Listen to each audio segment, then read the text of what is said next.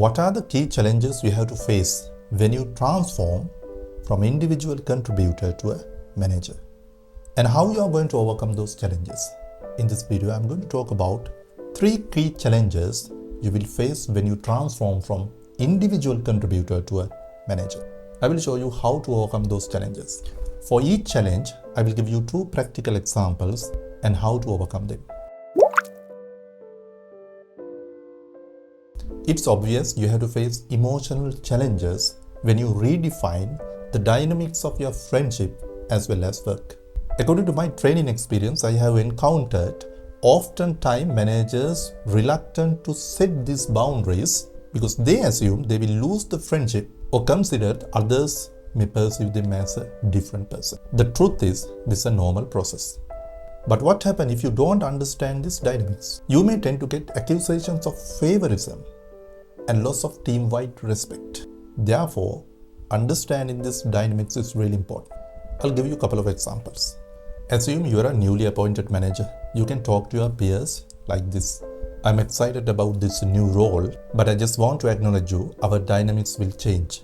At work, I'll be a fair and objective manager to all, but that doesn't mean that our friendship relationship outside the work will change. We need to keep our professional life as well as our personal life separately. By talking like this, you open up your peers' eyes onto a big issue. You set the stage for a new professional relationship. Now I will give you another example. Assume you are a newly appointed manager.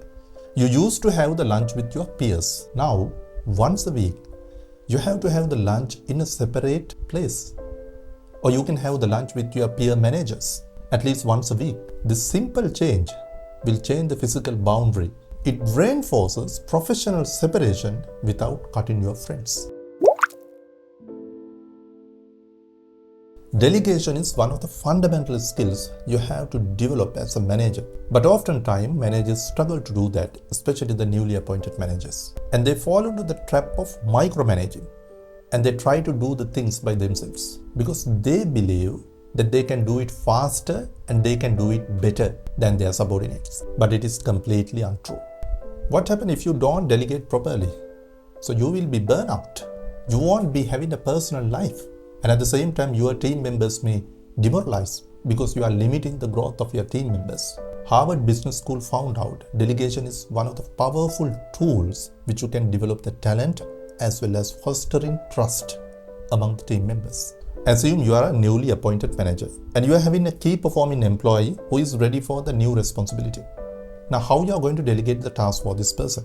When you delegate the task, explain the purpose and make him clear about the exact outcome. Don't overload. Go step by step. Provide guidelines, assess the progress and give the feedback. Don't try to micromanage. Let him to build the confidence within himself. Now I will give you another example.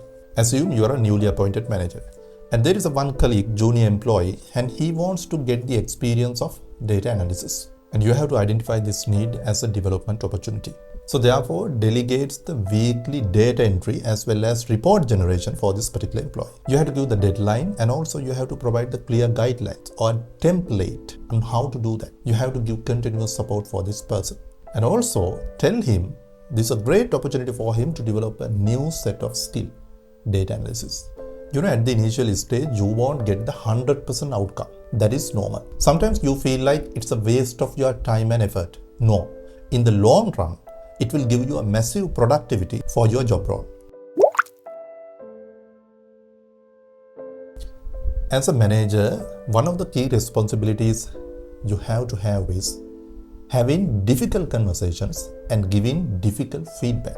I have encountered this is one of the most feared tasks, especially for the newly appointed managers. But what happens if you avoid these tough conversations? It will negatively affect your performance and also your accountability towards the team. As per the research, it says you have to give the feedback on time and in a specific way rather than generic feedback. You have to focus on the employee behavior, not the personality. Assume you're having an employee and he is frequently coming to your morning meetings lately.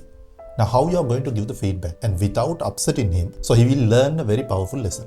You can follow the H.V.A method, situation, behavior and the impact. How to apply this? You have to mention the situation. Alex, you were late yesterday for the meeting, 15 minutes. That means you explain the situation as well as the behavior exactly. Then you can tell the impact. When you come delayed to the meeting, what happens is you will miss the key points. So therefore it will slow down your progress, and the repercussion is the other people have to suffer because they can't stay on the schedule. So when you give this type of feedback, give it personally.